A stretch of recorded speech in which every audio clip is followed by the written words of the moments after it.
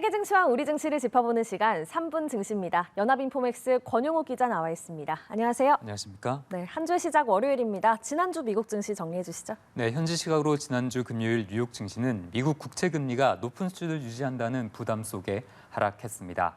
마감가를 살펴보면 다우지수는 전장보다 0.86%, S&P 500 지수는 전장 대비 1.26% 각각 내렸고요. 나스닥 지수는 1.53% 떨어졌습니다. 주간 기준으로 다우지수와 S&P 500 지수는 2% 안팎으로 각각 하락했고요. 나스닥 지수는 3% 넘게 내리며 2주 연속 마이너스를 보였습니다. 글로벌 금융시장의 표준이 되는 금리인 미국 10년물 국채 금리가 5% 내외에서 움직이며 증시에 부담이 되고 있습니다. 미국 10년물 금리는 주택담보대출과 신용카드 대출, 자동차 대출 등 광범위한 영역과 연계되어 있는데요.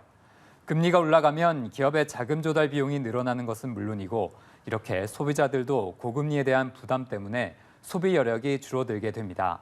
여러 가지로 증시에는 나쁜 재료들인데요. 주말 사이 10년물 금리가 5% 아래로 다시 내려오긴 했지만 언제든지 5%를 웃돌 수 있어서 우려가 이어지고 있습니다. 지난주 나온 제롬 파월 연방준비제도 의장의 발언 여파도 이어졌는데요. 파월 의장은 현재 인플레이션이 여전히 너무 높으며 정책은 경기를 둔화시킬 정도로 제약적이지만 너무 긴축적인 것도 아니라고 했습니다. 그는 금리가 너무 높은 수준은 아니라고도 덧붙였습니다. 네, 금리 인하에 대한 기대는 더 줄어들었겠네요. 네, 그렇습니다.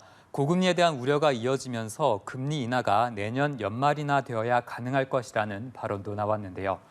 애틀랜타 연방준비은행의 레피엘 보스틱 총재는 외신과 인터뷰에서 연준의 금리 인하 시기를 묻는 질문에 인플레이션이 2%에 가까워질 때라고 답했습니다.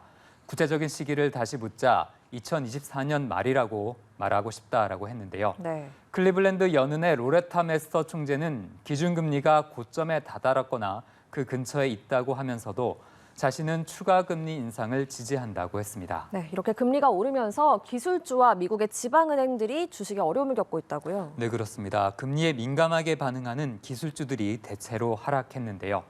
지난주 저조한 실적을 기록한 테슬라는 하루 사이 4% 넘게 주가가 하락했습니다. 엔비디아도 2% 넘게 내렸고 애플 주가는 1% 이상 떨어졌는데요. 국채 금리가 오르자 미국 지방은행의 건전성 문제도 부각되고 있습니다. 지방은행들은 장기 국채를 많이 보유하고 있는데 금리가 오른다는 것은 보유한 장기 국채의 가치가 떨어진다는 의미이기도 합니다. 그렇기 때문에 지난번 실리콘밸리 은행처럼 은행들이 대규모 미시연 손실을 낼 수 있다는 우려가 커졌는데요. 지방은행들의 주식을 한데 모은 상장지수 펀드는 하루 사이 4%대로 빠졌습니다. 네, 마지막으로 오늘 코스피 전망 짚어주시죠. 네, 지난주 코스피는 2,400선이 무너졌는데요. 한 주간 3% 넘게 내렸습니다. 오늘 코스피는 미국 고금리 부담이 이어지며 약보합권에서 출발할 것으로 전망됩니다. 미국의 고금리에다 테슬라 실적 부진까지 겹치며 국내 증시가 영향을 받았는데요. 미국 금리가 일단 안정될 때까지 증시도 변동성 장세를 겪을 것으로 보입니다. 증권업계는 이번 주 코스피 변동폭으로 2,380에서 2,480 사이를 제시했습니다. 네, 알겠습니다. 3분 증시 권용욱 기자와 함께했습니다. 고맙습니다.